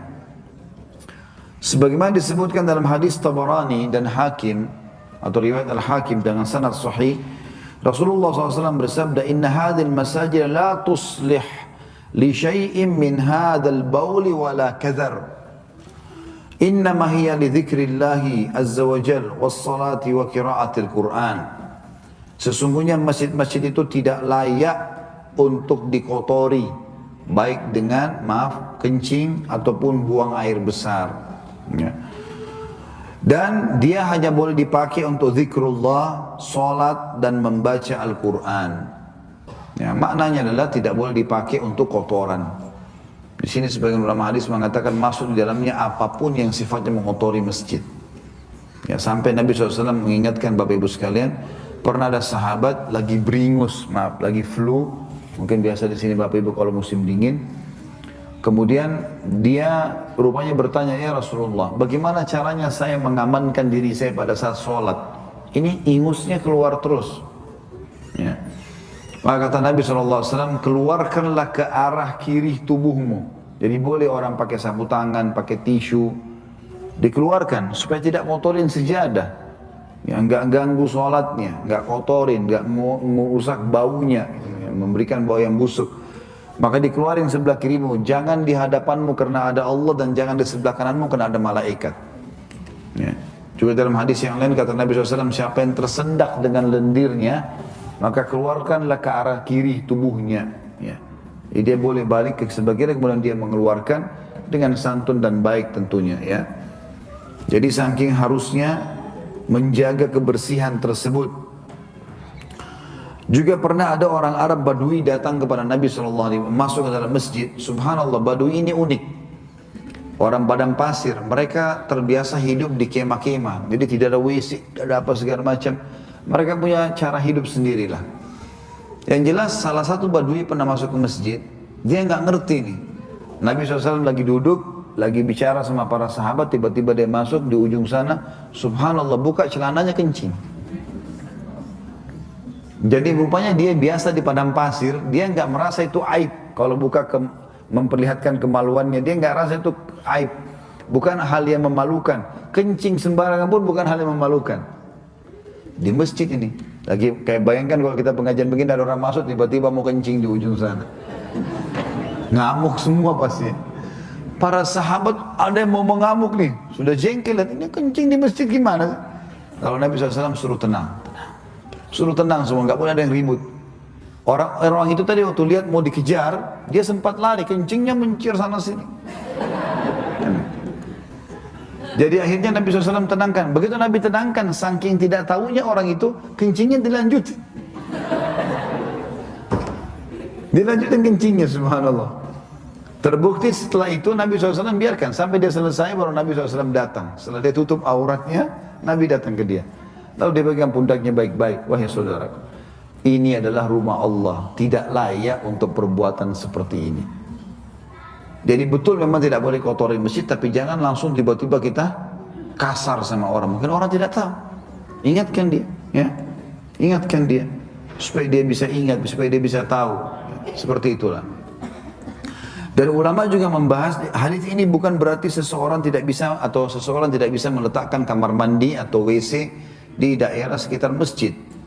Yang dilarang adalah di lokasi tempat sholatnya. Jadi kayak kita misalnya di bawah dikhususkan atau di ruangan di tempat lain yang memang tidak dipakai sholat di situ, maka itu tidak ada masalah. Jadi fisik masjid ini jangan ada kamar mandinya di dalam. Tapi kalau di bawah, di pinggir itu nggak ada masalah. Ya. Kemudian hadis-hadis Nabi SAW yang lain yang mulia, dan ini sekalian saya ingatkan bapak-bapak terutamanya, ibu-ibu juga yang mungkin suaminya tidak hadir. Hari Jumat, hari mulia sekali itu hari Jumat, hari mulia. Bapak ibu, terutama bapak-bapak, kalau bisa luangkan waktu, kalau tidak terikat betul darurat dengan kerja, maka jangan berlama-lama, jangan nanti begitu khatib mau di atas mimbar baru masuk masjid, sayang. Ya, banyak sekali keutamaan yang bisa bapak ibu dapatkan. Ya, ibu-ibu juga saya dengar sini hadir Jumat ya. Itu hukumnya sunnah bagi ibu-ibu, dan ibu-ibu jangan masuk ke masjid kalau ibu-ibu melihat masjidnya penuh, laki-laki butuh, karena bagi laki-laki wajib, ibu cuma sunnah saja ya. Jadi sesuaikan dengan keadaan, kalau emang penuh maka jangan hadir, supaya berikan kesempatan kaum laki-laki sekali lagi. Dan ibu tetap lebih afdal sholat duhur di rumah, pahalanya lebih besar gitu kan. Tapi kalau masjidnya lowong, beban laki-laki sedikit, ibu mau dengar silahkan, nggak ada larangan. Tapi sekali lagi jangan didesak. Dan terutama kalau di masjid-masjid yang memang punya keutamaan, kayak misalnya Masjid Haram Mekah ya, Masjid Nabawi di Madinah kan pahalanya besar, sholatnya 100.000 pahala di Mekah, 1.000 kalau di Madinah. Makanya pengurus Masjid Haram Mekah itu kalau hari Jumat di basement, di tempat lantai dasarnya Masjid Haram itu semua buat perempuan, ibu-ibu. Di Masjid Nabawi, saf perempuan di belakang kanan dan kiri, ya masjid itu tetap dibiarkan untuk wanita. Karena memang keutamaannya ada dan memang masih luas tempat untuk kaum laki-laki, gak ada masalah. Tapi kalau sempit dianjurkan jangan. Yang jelas hari Jumat ini Bapak Ibu sekalian, terutama Bapak-Bapak harus diketahui dan garis bawahi satu hal. Ibu-ibu juga jangan terluputkan, bukan cuma sholat Jumatnya ya. Pokoknya hari Jumat itu hari mulia, hari raya kita. Nabi SAW menyebutkan di dalam hadis yang sahih, khairu yaumin tala'at alaihi syams yaumul jum'ah fihi khulika Adam wa fihi udkhilal jannah wa fihi ukhrija minha wa la taqumus sa'atu illa fi yaumil jum'ah. Hari yang paling baik sepanjang tahun, sepanjang diciptakan langit dan bumi adalah hari Jumat. Karena pada hari itu Allah ciptakan Adam, pada hari itu Allah memasukkan ia ke dalam surga, pada hari itu Allah mengeluarkan dari surga diturunkan ke bumi. Dalam riwayat lain, pada hari itu juga Allah wafatkan Adam dan tidak terjadi hari kiamat kecuali hari Jumat. Dalam riwayat yang lain juga dikatakan kalau tiba hari Jumat maka seluruh makhluknya Allah kecuali jin dan manusia menengadahkan wajah mereka ke langit, maksudnya hewan-hewan ya, menunggu apakah sangkakala akan ditiup atau tidak. Kalau terbit matahari maka mereka pun mengajukan aktivitas mereka, kalau tidak maka mereka tahu itu akan terjadi hari kiamat. Ini hadis sahih ya. Hadis yang lain Nabi SAW juga bersabda, "Adallallahu anil jum'ati man kana qablana fa kana lil yahudi yawm as-sabt wa kana lin nasara yawm al-ahad faja'a Allahu bina fahadana Allahu li yawm al-jum'ah." Allah telah menutupi hari Jumat untuk orang-orang sebelum kita. Akhirnya Yahudi memilih hari Sabtu sebagai hari mereka, Nasrani hari Ahad sebagai hari mereka, dan Allah memberikan petunjuk kepada kita untuk memilih hari Jumat. Juga Allah SWT menyebutkan tentang masalah Al-Jum'ah ini ya. Kita bicara Jumat ini karena Jumat berhubungan sekali dengan masjid ya, dan dilakukan di masjid, tidak bisa di rumah ya. Di dalam Al-Quran surah Jum'ah Allah turunkan surah Jum'ah khusus, surah ini namanya surah Jum'ah. A'udzu billahi minasyaitonir rajim, fa idza nudiya lis-salati min yaumil jum'ati fas'au ila dzikrillahi wa dzarul bai'. Dzalikum khairul lakum in kuntum ta'lamun. Kalau dikumandangkan dipanggilkan salat Jumat maka segeralah menjawabnya dan tinggalkan transaksi jual beli atau pekerjaan. Serta itu lebih baik buat kalian kalau kalian mengetahuinya. Juga dalam Al-Quran yang lain Allah SWT berfirman, wa syahidin wa mashhud, dan yang akan menjadi saksi dan akan disaksikan. Kata Ibnu Umar radhiyallahu anhu, asy-syahid adalah yaumul Jum'ah. Hari Jumat adalah yang akan ya menjadi saksi atau disaksikan, akan disaksikan oleh malaikat dan akan mendapatkan kesaksian bagi orang yang hadir. Serta masyhud yang disaksikan adalah hari nahar atau hari kurban ya. Kemudian Nabi SAW juga bersabda tentang masalah Jumat, la yaktasilu rajulu yaumul jum'ati wa yatatahhar min tuhrin wa yaddahinu min duhnihi aw yamassa min tibi baitihi thumma yakhruju fala yafruqu baina ithnaini thumma yusalli ma kutiba lahu thumma yunsitu idza takallama al-imam illa ghufira lahu ma bainahu wa bainal jum'ati al-ukhra. Hadis Bukhari. Tidak ada seorang muslim pun, laki-laki terutama bagi perempuan sunnah, pada hari Jumat dia mandi, dan ini mandi wajib bagi orang yang sudah balik. Kemudian dia membersihkan tubuhnya dengan maksimal. Dia tatahhar min tuhur, artinya dia bersihkan semuanya. Kata sebagian ulama, semua lubang-lubang tubuhnya, hidungnya, kupingnya, duburnya, kemaluannya, semua dia bersihkan. Dan dia mandi dengan sebersih-bersihnya, dan dia menggunakan minyak rambut sehingga rambutnya mudah untuk disisir. Mungkin kalau kita sekarang sudah sampo yang dikombinasi sama conditioner. Kemudian dia menggunakan minyak wangi yang terbaik dari rumahnya. Lalu dia keluar dan dia tidak memisahkan antara dua orang yang sedang duduk di hari Jumat. Kemudian dia sholat tahiyat masjid yang telah diperintahkan untuk dia. Kemudian dia mendengarkan khatib pada saat menyampaikan khutbahnya, kecuali akan diampuni dosa-dosanya yang lalu sampai ditambah ya, atau diampuni dosa-dosanya yang lalu sampai Jumat yang akan datang. Diampuni dosa-dosanya yang lalu dan juga sampai Jumat yang akan datang. Kemudian dalam riwayat lain, riwayat Imam Muslim, man iktasala thumma atal jum'ata fa shalla ma qaddara lahu thumma ansata hatta yafraga min khutbatihi thumma yusalli ma'ahu ghufira lahu ma bainahu wa bainal jum'atil ukhra wa fadlu 3 ayyam. Siapa yang mandi pada hari Jumat, mandi yang bersih, kemudian dia datang Jumat ya. Kemudian dia sholat tahiyat masjid 2 rakaat. Kemudian dia mendengarkan khatib pada saat sedang menyampaikan sampai khutbahnya selesai. Kemudian dia sholat bersama imamnya atau khatibnya, sholat Jumat.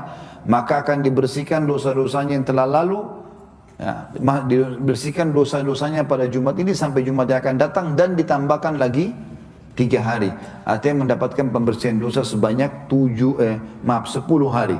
Mendapatkan pembersihan dosa 10 hari.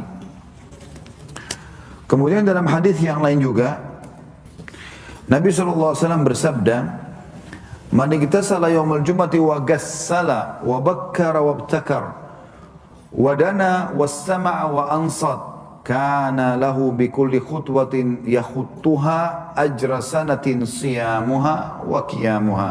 Ini besar sekali keutamanya. Hadis sahih riwayat Tirmidzi. Siapapun yang mandi pada hari Jumat, kemudian dia membersihkan maksimal, mandi iktasala wagassal. Jadi dia betul-betul memaksimalkan membersihkan tubuhnya dan dia segera menuju ke masjid, tidak menunda-nunda. Kemudian dia mendekat dengan imam sehingga dia dengar dan dia lihat, lalu dia ikuti dan dia dengar, maka dia akan mendapatkan setiap langkahnya, bukan semua langkah ya, setiap langkahnya akan diberikan pahala 1 tahun puasa dan sholat malam. Berarti kalau kita dari rumah 10 menit, 20 menit datang ke masjid, sholat Jumat, ini mendatangi rumahnya Allah masjid, maka dia akan dapat setiap langkahnya 1 tahun pahala sholat malam dan puasa non-stop. Kalau dia pakai 50 langkah, 100 langkah. Bagaimana dengan mobil Ustaz? Kuasa Allah, Allah nilai nanti dengan rodanya, perputarannya. Tapi yang jelas itu pahalanya. Juga dianjurkan pada hari Jumat kita menggabungkan antara mandi Jumat sama mandi junub. Ya, mohon maaf bagi yang suami istri memang dianjurkan berhubungan biologis di pagi hari. Ya ayam bujang apa boleh buat nasibnya.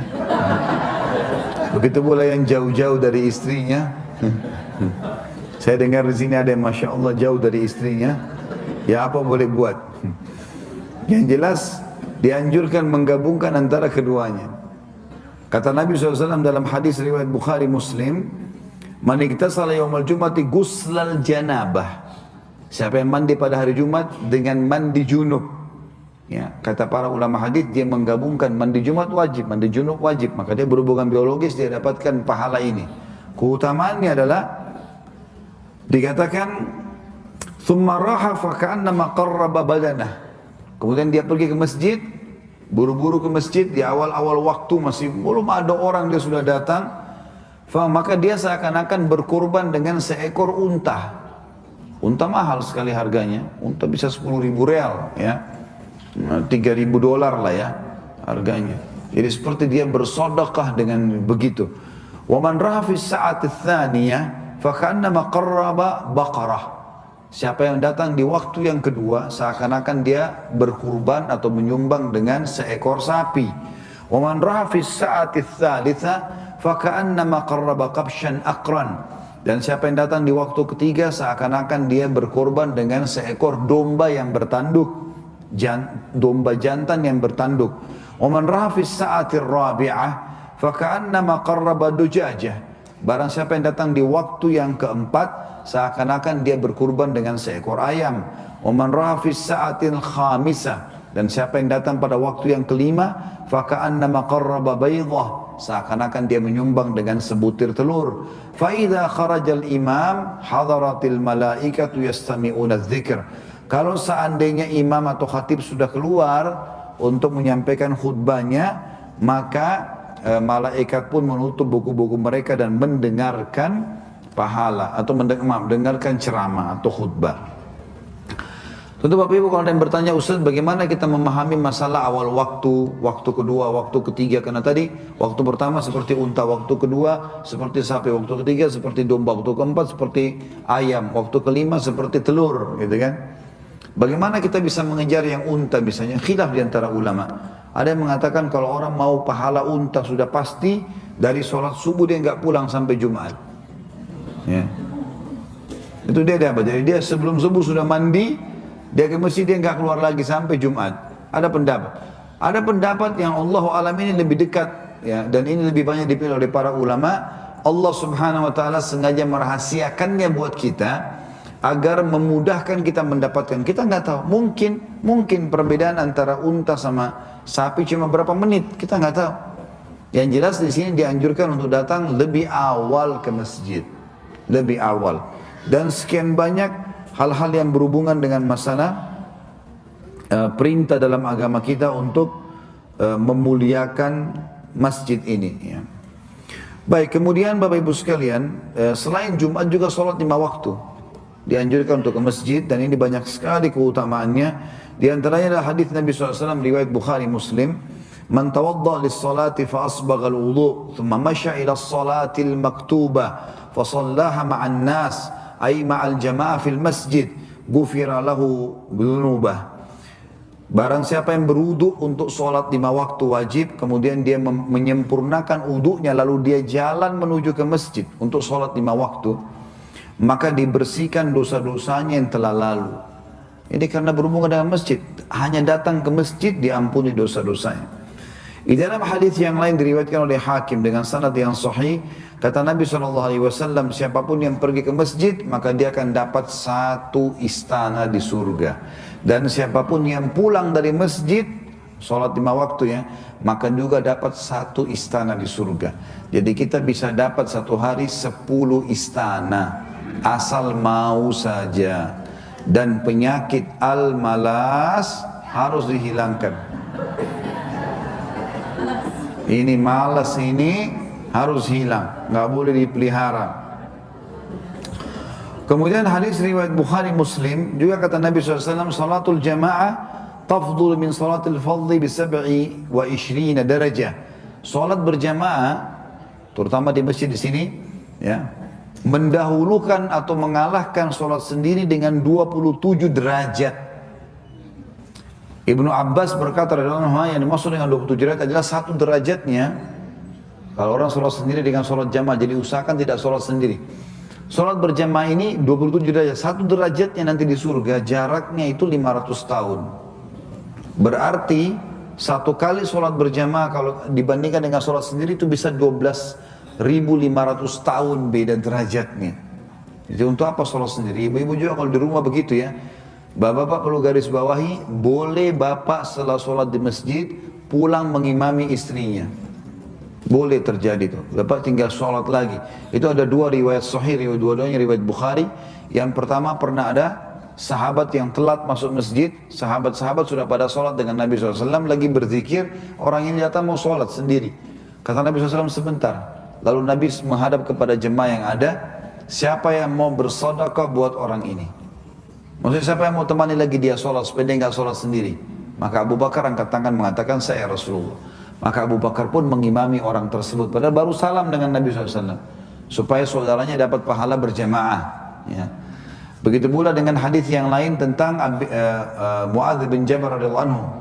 Ini seorang da'inya Nabi SAW, hafal Al-Quran, ahli ibadah. Beliau selalu 5 waktu sholat bersama Nabi SAW di masjidnya. Setelah selesai salam, langsung dia keluar mengimami kaumnya lagi. Dia pergi ke kaumnya, ada masjid diimami lagi di sana. Kaumnya menunggu dia. Padahal ini sudah sholat tadi. Maka sholat yang kedua menjadi sunnah bagi dia. Jadi kalau nanti sampai ada sholatnya yang terbengkalai di hari kiamat di timbangan amal, maka akan dibantu dengan sholat-sholat ini. Kemudian juga hadis Nabi SAW, ya, sholat sendiri dan sholat seseorang dikatakan hadis sahih riwayat Imam Ahmad, sholat sendiri, sholat kalian di rumahnya dan di pasarnya dibandingkan dengan sholat di masjidnya, perbandingannya adalah 25 kali lipat. Kalau Bapak Ibu disuruh kerja di satu perusahaan, gajinya 1 juta rupiah atau $1.000 lah ya. Kita anggap misalnya $1.000 gajinya, karena di sini kita kasih contoh. Perusahaan itu meminta kita 8 jam kerja, terus pekerjaannya sudah jelas, apa misalnya laundry atau apa saja. Kemudian perusahaan yang kedua sama, waktunya 8 jam, pekerjaannya sama, tapi gajinya $25.000. Yang mana dipilih? Giliran duit cepat hitung ya. Yang ngantuk pun sudah hilang ngantuknya. Tentu orang pilih 25.000. 25 kali lipat kan? Nah itu yang dimaksudkan. Lalu kenapa sholat sendiri? Sholat berjamaah 25 kali lipat. Maka sholat berjamaah. Ibu-ibu juga begitu, ajak suaminya temani lagi atau anaknya. Ya. Bahkan pendapat sebagian ulama, kalau seorang wanita muslimah di rumah tidak dapat orang lain kecuali anaknya yang masih kecil, dia coba ajak sholat berjamaah sama dia. Kalaupun setelah takbir dia lari anak itu, mudah-mudahan Allah kasih dia pahala berjamaah. Ya. Kemudian juga hadis Nabi SAW yang lain, man ghada ila al-masjid wa raha 'adda Allahu lahu nuzulan fil jannah kullama ghada wa raha. Maaf, ini berarti hadis Bukhari Muslim. Tadi saya keliru ya, bukan hadis itu, tapi riwayat Imam Bukhari Muslim. Siapa yang setiap kali ke masjid dari rumahnya dan setiap kali pulang dia akan diberikan istana di surga. Kemudian juga Nabi SAW mengatakan, ala adullukum ala ma yamhu Allahu bihil khataya wa yarfa' bihid darajat. Maukah kalian aku tunjukkan amal perbuatan yang paling banyak mengampuni dosa dan meninggikan derajat di surga? Maka para sahabat mengatakan, tentu ya Rasulullah. Kata Nabi SAW, isbagul wudu'a alal makarih. Selalu wudu dalam waktu-waktu atau di waktu-waktu yang lagi tidak disukai. Tidak disukai, ya. Jadi misalnya bapak ibu kan dianjurkan wudu sebelum tidur tuh, ya. Kata Nabi SAW, siapa yang wudu sebelum tidur, maka Allah akan mengutus malaikat yang menemani dia di tidur. Setiap kali dia bergerak, malaikat itu mengatakan, ya Allah ampunilah dia. Jadi dia dapat fadilah. Ini kan orang malas wudu kalau mau tidur. Maka itu namanya wudu dalam kondisi makarih. Orang lagi tidak suka. Atau mungkin di musim dingin, batal wudu, mau wudu lagi. Alhamdulillah sekarang sudah ada air panas ya. Kemudian juga mungkin orang sudah pakai kaos kaki, ibu-ibu mungkin sudah pakai rapi, terus kemudian batal wudu. Wudu lagi. Ya sudah, itu resikonya. Dan ini kata Nabi SAW itu yang paling banyak meninggikan derajat di surga dan membersihkan dosa. Kemudian kata Nabi SAW melanjutkan hadis, wa kathratul khuta ilal masajid, dan banyaknya langkah kaki menuju ke masjid, wa intidharus salat ila ba'da salah, dan menunggu antara salat dengan salat setelahnya. Jadi kayak begini misalnya, dari duhur ke asar atau maghrib ke isya, ya. Biasanya maghrib ke isya itu lebih pendek ya, orang bisa nunggu. Fadzalikumur ribat, fadzalikumur ribat, fadzalikumur ribat. Itulah ribat, itulah ribat, itulah ribat. Apa itu ribat Bapak Ibu sekalian? Ada hadis riwayat Muslim yang lain menjelaskan, kata Nabi SAW, ribatu yauman fi sabilillah khairu minad dunya wa ma fiha. Ribat artinya mengikat diri di perbatasan antara orang muslim sama orang kafir di kancah peperangan. Kalau ini musuh, ini kita nih, umat Islam di belakang, kita berjaga-jaga. Setiap saat kalau umat Islam diserang, kita yang melawan gitu kan. Itu namanya ribat.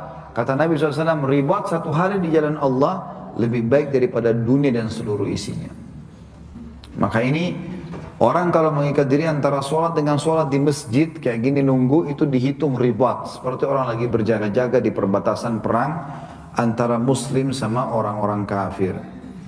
Juga dalam hadis riwayat Muslim seperti yang kita sekarang lakukan insyaallah ini, kata Nabi SAW, "Wa majtama'a qaumun fi baitin min buyutillahi yatluna kitaballahi wa yatadarasunahu bainahum illa nazalat 'alaihimus sakinah wa khashiyatuhumur rahmah wa haffathumul malaika wa dzakarahumullahu fi man 'indah." Siapapun atau tidak ada satu kaum yang berkumpul di rumah Allah, mereka membaca kitab Allah, mempelajari maksudnya ataupun membaca tilawahnya, dan mereka membaca kitab Allah, mempelajarinya, di antara mereka kecuali akan turun ketenangan bersama mereka. Dan ini tentu kita bisa rasakan kayak majelis gini. Kalau ibu dan bapak sekalian tidak tenang, pasti sudah bubar dari tadi, ya. Itu bukan karena saya, tapi Allah turunkan ketenangan. Dan Allah akan menambahkan buat mereka karunia-Nya atau rahmat-Nya, dan malaikat akan melindungi mereka, serta Allah menyebut-nyebut mereka di sisinya, di depan para malaikat. Ini si fulan hambaku telah hadir di masjidku atau di rumahku, seperti itulah. Kemudian dalam hadis yang lain juga, dalam hadis riwayat Ibnu Majah dan Baihaqi dan hadis sahih, kata Nabi SAW, "Man ja'a masjidi hadha lam yatihi illa li khairin yata'allamuhu aw yu'allimuhu fahuwa bimanzilatil mujahidi fi sabilillah." Barang siapa yang datang ke masjidku ini, maksudnya Masjid Nabawi di Madinah, dia tidak datang kecuali niatnya baik, ingin belajar atau mengajar, maka dia seperti seorang mujahid di jalan Allah. Wa man ja'a li ghairi dzalika fahuwa bimanzilatir rajuli yanzuru mata'a ghairihi. Siapapun datang ke masjidku ini hanya karena ya datang bukan untuk itu, bukan untuk belajar, bukan untuk ibadah, hanya untuk karena diajak sama temannya, seremoni saja ngeramein masjid, atau mungkin karena oh ibu fulan masak tuh enak, kita datang habis taklim nanti makan. hanya itu niatnya, atau mau ketemu sama temannya atau kerabatnya, itu tidak dapat pahalanya. Siapa yang niatnya bukan untuk belajar atau beribadah dalam masjid atau mengajar, maka dia seperti seorang laki-laki yang hanya nonton ya barang dagangannya orang lain laku, nggak dapat pahala gitu. Maka ini harusnya digarisbawahi tentunya. Kemudian kalau seandainya kita masuk yang ketiga, dan ini mungkin yang poin terakhir ya. Tadi itu yang kedua tentang apa tugas kita. Selain membangun, merawat segala macam, yang kedua kita beribadah dalam, yang ketiga kita menjaga kebersihan masjid dan juga badan kita. Tentu tadi merawat juga masuk ya. Merawat mungkin lebih intens kalau membersihkan setiap saat kapan dia butuh. Bukan cuma masjidnya, juga badan kita. Bau badan, penampilan. Ada riwayat Bukhari, Bapak Ibu sekalian, pernah ada laki-laki masuk masjid rambutnya berantakan. Maka Nabi SAW bilang sama para sahabatnya, suruh orang ini keluar, sisir rambutnya dulu, baru suruh masuk ke masjid. Disuruh rapiin. Menghadap Allah SWT. Bagaimana kalau diundang menghadap gubernur atau presiden? Rambutnya disisir rapi, bajunya bersih gitu kan. Bagaimana dengan menghadap Allah Subhanahu Wa Taala? Abu Hanifah rahimahullah, ulama yang terkenal sekali, salah satu ulama madhab ya. Beliau teman-teman sekalian pernah suka sekali dengan baju bersih dan wangi. Kalau dia lewat orang cium bau wanginya. Terkenal Abu Hanifah orang yang sangat bersih dan rapi, dan dia pedagang sukses di sutra, kain sutra di Irak pada zaman itu. Abu Hanifah ini pernah lewat di depan murid-muridnya, lalu murid-muridnya kagum dengan penampilannya, dengan baunya yang wangi. Kemudian dia bilang, muridnya bilang, ini Abu Hanifah lewat di depan kita aja sudah seperti ini. Bagaimana kalau dia sholat tahajud bertemu dengan Tuhannya Allah ya, pasti lebih rapi. Kata Abu Hanifah apa? Saya malu dengar perkataan itu. Karena saya tahu kalau saya malam hari tidur hanya dengan baju apa adanya. Atau kalau kita bangun sholat, seperti mungkin Bapak Ibu kalau bangun sholat malam, mungkin kena anggap bukan di masjid, pakai baju biasa saja. Maka kata Abu Hanifah, semenjak itu saya jadi malu. Maka saya pun selalu menggunakan baju baru setiap kali mau sholat tahajud. Untuk Allah. Jadi Bapak Ibu minimal bersihin. Mukenanya 1 tahun dan dicuci bagaimana? Kopiahnya nggak dicuci, baju kokonya yang dipakai sholat itu aja terus. Pokoknya kalau dia muncul di pengajian itulah bajunya. Tapi kalau pergi kantor warna-warni. Mestinya dijaga. Saya tidak tahu loh di sini ya. Kalau ada yang tersinggung, Allahu alam. Saya tidak tahu karena Bapak Ibu saya cuma bilang secara umum. Karena ada orang begitu subhanallah. Kalau dia masuk masjid itu aja bajunya yang dikenal, itu yang dia pakai. Padahal sebenarnya dia harusnya lakukan yang terbaik ya. Allah SWT mengatakan dalam Al-Quran, A'udzubillahi minasyaitonirrajim, ya bani Adam, khudhu zinatakum inda kulli masjid. Hai anak Adam, ambil perhiasan, bajumu yang terbaik pada saat kau ke masjid. Maksudnya perhiasan adalah baju ya. Baju yang terbaik yang dipakai, tentu baju ini tidak boleh menampilkan aurat, tidak boleh juga syuhrah. Syuhrah itu terlalu berlebihan dalam warna yang menyolok. Juga dalam hadis Nabi SAW bersabda tentang masalah, jadi di zaman Nabi SAW Bapak Ibu sekalian bukan kayak kita sekarang ini ya, pakai karpet segala macam. Zaman dulu belum ada keramik, jadi masjidnya orang tanah. Orang-orang pun sholat biasa pakai sepatu zaman dulu, sendalnya nggak dibuka, gitu kan. Kata Nabi SAW dalam hadis, al-buzaqu fil masjidi khati'ah wa kaffaratuha dafnu. Hadis sahih riwayat Imam Muslim. Meludah di masjid adalah dosa, dan pengampunannya dia harus menimbunnya. Artinya juga di sini mungkin maksud dalamnya orang kalau beringus, orang kalau mengeluarkan map lendirnya, dia harusnya pakai tisu, pakai kain yang bersih, ya. Jangan sembarangan. Ya, karena ada orang begitu subhanallah. Termasuk adabnya kalau kita bersin itu menutup dengan ujung kain baju. Dikatakan dalam hadis Nabi SAW, ya kalau beliau bersin, beliau menarik ujung bajunya kemudian menutup di situ. Karena kalau tidak kita bersin, maka kotor semua sejadah. Orang yang datang setelah kita jadi bau nanti. Maka mesti dijaga ini. Ya. Juga di dalam hadis yang lain, terutama bagi bapak ibu yang suka makanan-makanan yang baunya masya Allah, ya, Ini usahakan dihindari, ya. Apalah, ya, pete, jengkol, segala macam, ya. Tapi dalam hadis ini disebutkan bawang, ya. Dan bawang ini mungkin kalau belum dikelola. Zaman dulu orang suka makan dan sampai sekarang di Jazirah Arab masih sering dimakan bawang mentah-mentah. Biasa bawang bombay kan langsung dimakan. Biasanya mengeluarkan bau yang tidak nyaman. Maka Nabi SAW melarang di dalam hadis, ya, yang sahih kata Nabi SAW, man akala min hadhil baqalah fala yaqrabanna masajidana hatta yadhhab rihuha, yakni as-sum. Barang siapa yang makan ini, lalu ditunjuklah oleh Nabi SAW bawang, ya, maka jangan didekati masjid kami sampai baunya hilang. Ya, bukan berarti tidak boleh makan bawang, ya, tetapi kalau memang sampai bau jangan, ya. Masuk masjid kumur-kumur, masa kalau mau ketemu orang bisa makan permen supaya wangi mulutnya kalau masuk masjid? Tidak. Ada orang subhanallah kita sholat di sebelahnya, masya Allah kita berharap dia berhenti sholat, udah keluar bau-bau yang bisa membuat pingsan, ya. Maka ini harusnya dihindari Bapak Ibu sekalian tentunya. Baik, kita tutup Bapak Ibu sekalian dengan poin penting. Yang keempat, tugas seorang muslim, ini sebagai penutup, adalah dia tidak boleh menjadikan masjidnya sebagai kuburan atau membangun di atas kuburan masjid. Itu larangan Nabi alaihi salatu wassalam. Berbicara masalah kuburan Bapak Ibu sekalian, sangat dianjurkan bagi seorang muslim agar dia membangun, menggali atau membuat kuburan seperti ajaran Nabi SAW. Di antaranya kata Nabi SAW kepada Ali bin Abi Thalib, hai Ali, aku wasiatkan kepadamu jangan kau temukan kuburan di muka bumi kecuali engkau sama ratakan dengan tanah.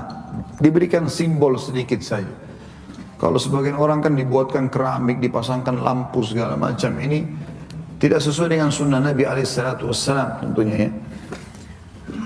Dan juga Nabi SAW melarang dibanguni kuburan di situ. Kalau ada masjid, taruh kuburan. Subhanallah, saya pernah temui satu orang, ada satu Pak Haji waktu itu di kota Makassar, waktu saya masih di sana sebelum pindah ke Jakarta.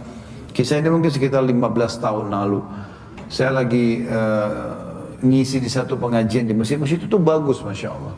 Rupanya mereka besanan ini bangun masjid sama-sama, gitu. Orangnya masih hidup. Terus ada satu jemaah itu bilang sama saya, Ustaz, ini yang bangun masjid sudah tulis wasiat kepada anak-anaknya kalau dia mati dia minta dikubur di depannya imam. Jadi imamnya sujud di situ mihrab, depan mihrab ditaruh kuburannya. Kenapa? Nggak tahu, Ustaz. Baik, kita datangi rumahnya, coba tanya. Datanglah saya ke sana, ternyata dia dapat wasiat dari satu guru mengajinya di daerah Jawa, siapa gitu, kalau dia mau diampuni sama Allah lah, apa segala macam diingat orang, maka kubur di depan mihrab. Ini kan menghadap kiblat, gitu kan? Apalagi dalam masjid, dilarang oleh Nabi SAW, tidak boleh. Kita dengarkan hadisnya, larangannya adalah hadis riwayat Imam Muslim, anna Aisyah radhiyallahu anha, dari Aisyah anna Ummu Habibah wa Ummu Salamah, bahwasanya Ummu Habibah dan Ummu Salamah, dua-dua istri Nabi SAW. Dulunya dua-duanya ini sebelum nikah dengan Nabi hijrah ke Ethiopia, ke Habasyah. Dan itu tempatnya orang-orang Nasrani. Zakarata kanisatu ra'ainaha bil Habasyah fiha tasawiru li Rasulillah sallallahu alaihi wasallam. Mereka melihat keduanya melihat ada gereja di Habasyah, itu ada gambar-gambar untuk rasul-rasul mereka. Jadi misalnya seperti sekarang kita lihat gereja banyak gambar Nabi Isa, ya, seperti itulah. Umumnya begitu, mereka gambar atau taruh patung. Maka kedua istri Nabi SAW ini menceritakan itu. Faqala Rasulullah SAW, maka Rasulullah SAW bersabda, Inna ulaika idha fihim ar-rajul salih famata banau ala qabrihi masjidah. Sesungguhnya tradisi mereka Yahudi dan Nasrani, mereka kalau menemukan ada orang soleh yang meninggal di antara mereka, maka mereka membangun di atas kuburannya tempat ibadah. Wasawwaru fihi tilkas suwar. Lalu mereka mulai melukis-lukis atau menggambar-gambar orang-orang soleh itu untuk dikenang. ulaika syirarul khalqi indallahi yaumal qiyamah. Ketahuilah mereka adalah orang yang paling buruk di sisi Allah pada hari kiamat. Jadi tidak boleh menggambar-gambar. Masya Allah, saya lihat masjid ini sangat bersih, bagus sekali. Semoga Allah bisa jaga. Bapak Ibu pertahankan. Inilah yang dicontohkan oleh Nabi SAW. Masjid itu tidak ada tulisan-tulisan macam-macam. Ya, akhirnya jadi kesannya kayak kotor sekali ya. Kemudian dalam hadis yang lain juga riwayat Imam Muslim, Aisyah berkata bahwasanya Rasulullah SAW bersabda, fi maradihi alladhi lam yakum minhu. Artinya Nabi SAW pada saat sebelum meninggal, pas sudah mau meninggal dunia, subhanallah beliau pingsan. Lalu beliau kaget. Waktu kaget beliau mengatakan, la'anallahu al-yahuda wan nasara ittakhadu kubur anbiya'ihim masajid. Ya. Allah melaknat orang Yahudi dan Nasrani karena mereka telah menjadikan kuburan nabi-nabi mereka sebagai masjid atau tempat-tempat ibadah.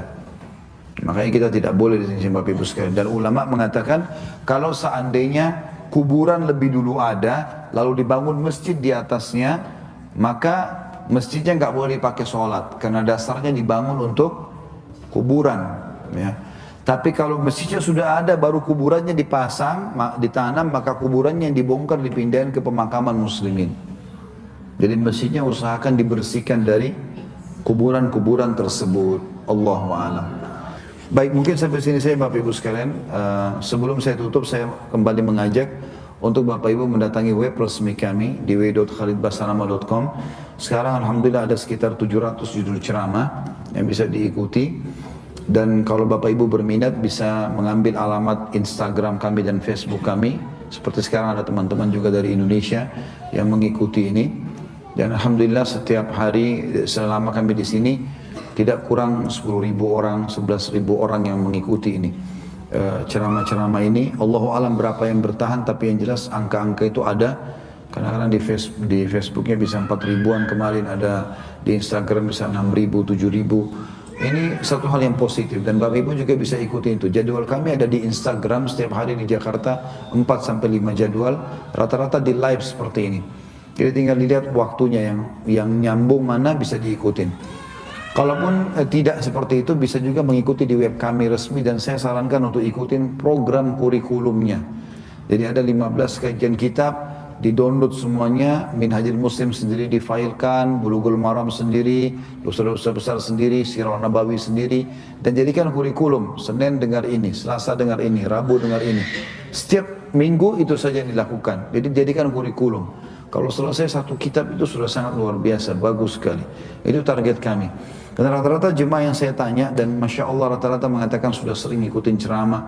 Cuma ceramah saya yang diikutin ini sering kali dilihat yang cuma durasi 7 menit, 15 menit. Keluar mana di YouTube itu yang langsung diklik. Itu kecil sekali. Jadi inti bahasan seperti ini misalnya 2 jam. Kita berapa jam dari nyampein. Seperti itu sebenarnya banyak ceramah-ceramah di YouTube. Bapak-bapak bisa mengambil lebih banyak manfaat. Jadi sudah banyak keluarga yang telah praktekin itu. Alhamdulillah suami istri sama anak duduk, didengar setiap hari 1 jam jadwal tertentu, maka mereka dapat manfaat yang sangat banyak tentunya. Allahu a'lam. Begitu saja Bapak Ibu sekalian, kita berdoa kepada Allah SWT semoga majelis kita diberkahi olehnya dan dijadikan sebagai tambahan amal kita pada hari kiamat. Semoga seluruh amal soleh yang pernah kita kerjakan dan akan kita kerjakan sampai menjelang ajal datang nanti diterima dengan pahala yang sempurna, dan semoga seluruh dosa sekecil sampai sebesar apapun yang pernah kita kerjakan diganti juga dengan kemahamuran Allah menjadi pahala. Dan kita selalu mendoakan agar negara kita tercinta Indonesia menjadi negara yang aman, tentram, damai. Seluruh umat Islam di bawah naungan ukhuwah Islamiyah dan juga diangkat perselisihan di antara mereka, dan dalam ibadah mereka kembali kepada Al-Quran dan Sunnah. Dan semoga seluruh jajaran pemerintahan Indonesia diberikan hidayah oleh Allah, dimudahkan kemudian menjalankan tugas-tugas mereka dengan baik sehingga mereka lepas dari tanggung jawab hari kiamat. Dan semoga seluruh masyarakat Indonesia tidak terkecuali baik muslim atau non muslim mendapatkan hak-hak mereka. Dan untuk saudara-saudara kita kaum muslimin terutama Indonesia secara khusus yang hidup di negara-negara seperti Amerika dan negara yang lain, dimudahkan oleh Allah SWT untuk istiqamah di agamanya dan juga disatukan dalam ukhuwah Islamiyah dan juga dijadikan sebagai penyebab tersebarnya Islam di negara ini sehingga bisa menjadi negara yang komunitas muslim. Dan selalu kita doakan saudara kita di Palestina, di Syria, di Yaman, di Myanmar, di Ahsa, dimanapun mereka berada sedang tertindas, semoga Allah ikhlaskan niat mereka, terima para syuhada mereka, mudahkan Islam di tangan mereka dan tangan kita semua, dan semoga Allah partisipasikan kita bersama mereka di pahala, baik dengan doa, dengan harta juga dengan jiwa kita, dan semoga Allah dengan kemahamurahannya menyatukan kita semua di surga firdausnya tanpa hisab. Sebagaimana saya dengar di majlis ilmu yang mulia ini. Sallallahu nabiyana Muhammadin walhamdulillahi rabbil alamin. Subhanakallahumma bihamdika asyhadu an la ilaha illa anta astaghfiruka wa atubu ilaik. Wassalamualaikum warahmatullahi wabarakatuh. Ya, jazakallahu khairan.